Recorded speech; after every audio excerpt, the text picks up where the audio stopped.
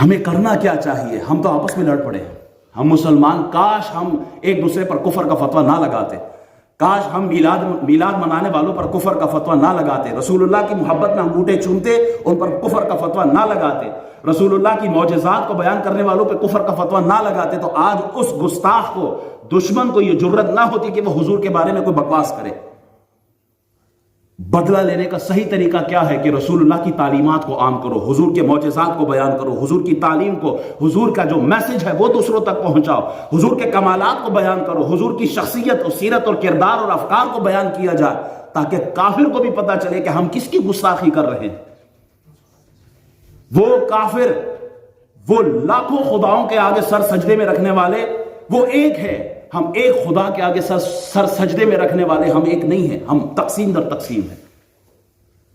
اگر ہم ایک ہو جائیں، اگر ہم یونٹی دکھائیں، اگر ہم اپنی صفوں میں یہ جو دراڑیں ہیں، یہ جو دوریاں ہیں، یہ کم کر کے قربت دکھائیں، تو کافر کبھی مسلمان کی طرف انگلی نہیں اٹھائے گا۔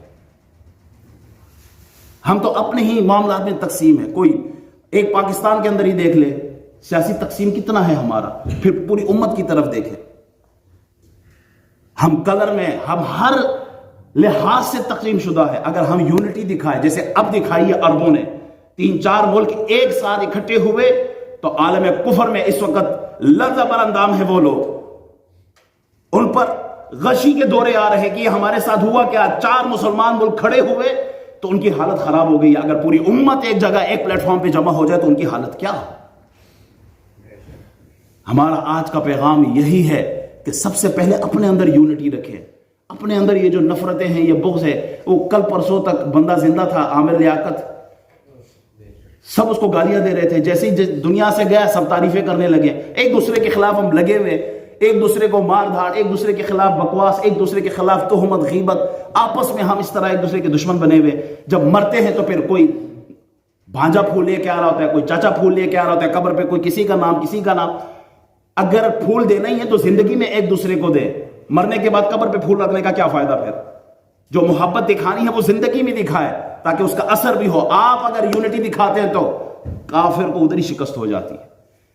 دوسرا پیغام یہ ہے کہ جو میسیجز آ رہے ہوتے ہیں ان کو آگے فارورڈ نہ کریں، اس سے ہمیں ہی تکلیف ہوتی ہے۔